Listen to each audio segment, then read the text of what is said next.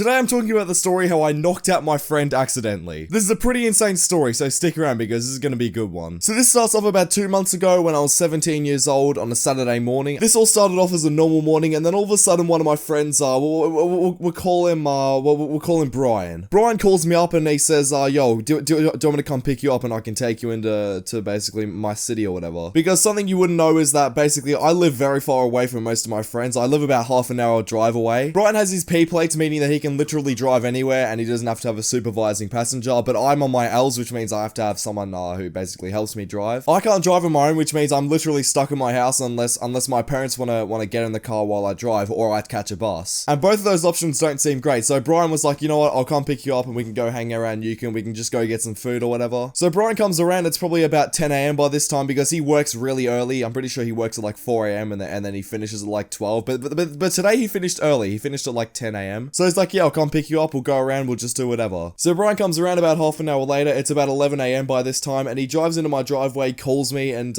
he's like, yo, I'm outside, like, come out front. By this time, I'm pretty sure I was recording a video, so it took about 5 minutes for me to actually receive his call. And this kid, Brian, literally doesn't care. Like, he literally, he realized that I wasn't picking up my phone while he was in my driveway, so he just walked into my room while I was recording and was like, get up and get out of here. So I was like, god damn, okay, just let me finish my recording, I'll be done in a second. So I finished my recording, I think I edited it, sent it over to my editor, and basically I was like, yeah, alright, let's do this. I packed up all my stuff, I got my bag ready, I got into his car, and he said, yeah, so let's go. We ended up leaving, so about 10 minutes into our drive, he basically said, oh, do you want to go pick up one of our other friends? We'll call this other friend Daniel. So Daniel was, I guess you could say he is a bit of an esche. I mean, he looks like an esche, like he dresses like someone he basically dresses in Adidas hats and all this sort of stuff. And he wears a bum bag on his shoulder, which is a very important detail for this story. He wears a bum bag and he basically has like this little speaker attached to it. He doesn't act like an esche in real life, but he basically, he dresses like one. And for those of you in America and the UK, basically esches are like your roadmen, or I guess your gangsters. So Brian suggests to me, why don't we go pick up Daniel? So I said, you know what, why not? We'll go pick up Daniel. Daniel also lives in the same place that Brian does, so it wouldn't be too much hassle to go pick him up. Brian goes, yeah, I mean, in a little bit, like I got a bit of homework to do, and I got some I got some other stuff to do, like with my family, I got chores to do. So we're like, yeah, or whatever, alright, we'll just go around, do our own thing for a bit, and then just call us when you're ready. So we end up going to one of my other friends' houses. What are we gonna call this friend? We'll call this friend James. So we go to James's house, and we walk in the door, you know, we say hi to his parents, whatever, and we just sit there playing basketball for a little bit, and it was all just chill. It got to about 12:30, and Daniel ends up calling Brian's phone and basically says, yeah, I'm all done now. If you want to come pick me up, then come pick me up. So me and Daniel hop in Brian's car, and it got to the point where we basically just went out of the driveway and went over to Brian's house. So me and Brian hop in his car, and he's like, yeah, we're gonna go pick up Daniel. So we end up just strolling over to his house, and yeah, we went to go pick him up. So we picked up Brian, then we came back, and then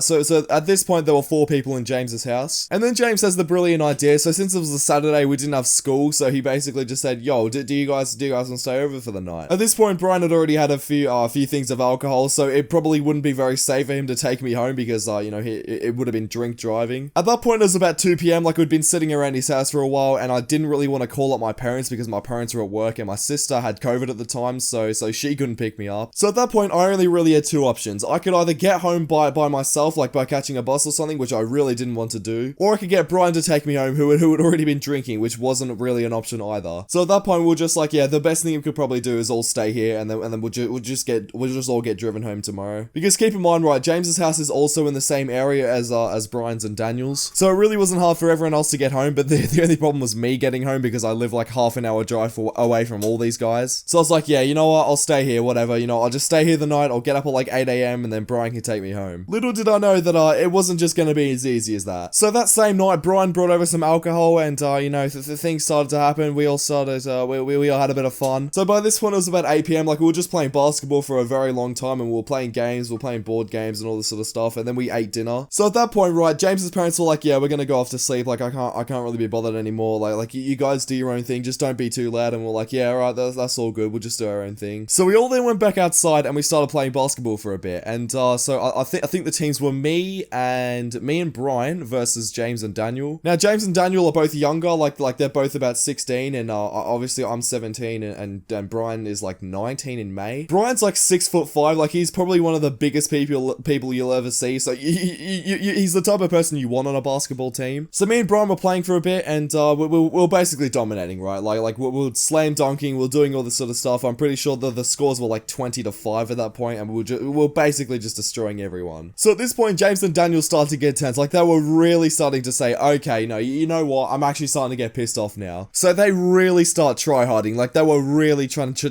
just get back in any way possible. They were literally shoving me both around. Like I'm pretty sure they shoved me into the ring at one point. And I was like, yo, chill out. Like, it's just a game of basketball. And Daniel literally didn't say anything. He was like, no, I don't care. I'm literally gonna beat you no matter what it takes. It was literally straight out of some villain movie. Like, I don't know what this kid was on, but it was kind of funny in my opinion. So we ended up playing for a little bit longer, and I got to the point where they actually scored a point, so they were on 6 points. And how the game works is that when Daniel and James were to score a point, they'd basically get the ball for the next round. It's this game called Kings, where when you score a point, you end up getting it for the next round, and the other team has to pass it to you, like to start the game. So this rally would have been probably one of the most deadly rallies I've ever played in Kings. So I end up passing the ball to Daniel, and I basically just give it to him, and you know, he starts dribbling, doing his thing. He tries to pass the ball to James, who was right under the ring, and I literally slap it out of his hands. I'm like, yeah, take that one, Daniel, take that one. And at this point, he's pissed, right? Like, I just slapped the ball out of his hands. I intercepted him. He's pissed off. And he looks at me, he goes, yeah, shut up, mate. All right, just shut up. Like, he was clearly getting pissed off at that point, so I was just poking fun at him, going like, yeah, all right, we'll see what happens next then. What are you gonna do, pinch my arm? And then he goes, nah, mate, I'm actually gonna score the goal, unlike you've been doing. You just keep passing it to Brian. And I was like, no, I've actually never done that. So Daniel gets the ball again, because obviously I hit the ball out, so he starts dribbling it around. You know, he tries to pass to James. James gets it. He passes it back to Daniel. So Daniel grabs the ball from James, and then Daniel basically decides, you know what, I'm gonna go up for a layup. He was just trying to go for an easy goal, you know, whatever, it is what it is. He went up for the goal, and obviously, right, I was like, no, I'm not gonna have this. So I went up to try block it. I literally put my hand up, like I don't know what I was trying to do. I was trying to put my hand up to deflect it, and luckily I actually did deflect the ball. But in the process of deflecting the ball, so basically how this happened, right? I was behind Daniel, so I was sort of running up behind him, and basically Daniel went up for a layup, and as I was running up behind him, I basically put my arm up right in front of him, and then I knocked my arm to the side to basically tap the ball away. But little did I know, my elbow, and keep in mind, my elbows are very, very pointy. Like, I'm basically just skin and bones. I don't have much muscle, so, but my bone basically went straight into this guy's temple. So I deflect the ball away. I'm like, yeah, how's that, Daniel? And then I hear him go, oh, like he let out a massive moan, or like a groan or whatever. And then he stumbles around. He like runs into the fence, because how the basketball courts work is that it's like it's basically fenced all around. He runs into the fence, and then he basically just hits the floor. And at this point, me and my other friends thought, yeah, Daniel's just trolling. Like he's just trying to be funny or whatever, because that's the type of kid this guy was. Like he's the type of person that would fake being knocked out just to like sit down and do whatever. So I see this kid with like his hand on his head, and I'm like, yeah, all right, he's just trolling. He'll get up in about 5 seconds. So me, Brian, and James start playing basketball again. You know, we're just chilling. We're just playing a few more rallies. And by that point, we played about 3 rallies, and this kid literally sat there and he was not moving. So I go over to him. I'm like, Daniel, bro, like, what are you doing? Get up. Is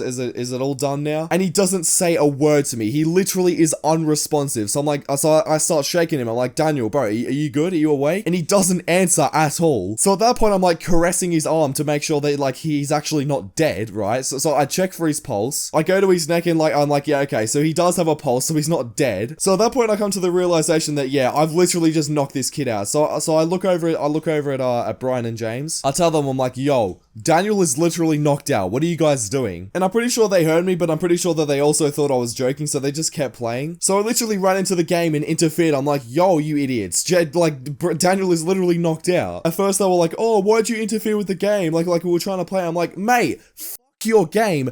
Daniel is literally knocked out on the floor. And at that point, they started to realize the severity of the situation. I'm like, oh yeah, okay, we should probably do something about that. So they all go down there. They're all trying to like sort of, I don't even know what they were doing. They were just trying to like touch Daniel and try to make him wake up. And then about 10 seconds later, all of a sudden, Daniel starts like blinking or whatever. Like he starts blinking and he goes, oh, what the hell, bro? What the hell? Because James was all over trying to like touch him or whatever. He's like, James, what the hell are you doing? Why are you touching me? And I said, Daniel, bro, you literally knocked out. Like, are you alright, bro? And he's like, oh, bro, no, my head hurts. Like, what the hell? And at that point, Daniel remembered everything that happened. So he's like, Ricky, what the hell? Why would you hit me in the head? And I was like, bro, you were just going for a layup and I was trying to defend you and your head got in the way. And then he called me a silly sausage and all this sort of stuff. And so by this point, it was about 10 p.m. Both of James's parents were in bed. So we're like, all right, James, can you go grab like an ice pack or something for Daniel? He's like, yeah, I got you. So he goes into the kitchen and grabs him an ice pack, and then he comes back out and basically Daniel's holding this thing on his head for like the next 20 minutes. Whilst still being on the floor, by the way. Daniel couldn't get up. He was literally just sitting there. So yeah, that was a pretty crazy story time. And by the end of the night, Daniel was pretty much fine. Like, it wasn't too severe. He just, like, I'm pretty sure he just knocked his head on something. So yeah, pretty crazy story time. Now, if you guys want to send in story times, go to my Instagram at GliderGuyYT and just basically send them through DMs. If you guys send a story through DMs, most likely they'll end up in a video. So if you guys enjoyed this video, make sure you leave a like, subscribe to the channel if you're new. Click the video on screen because YouTube thinks you'll enjoy it, and yeah, bye.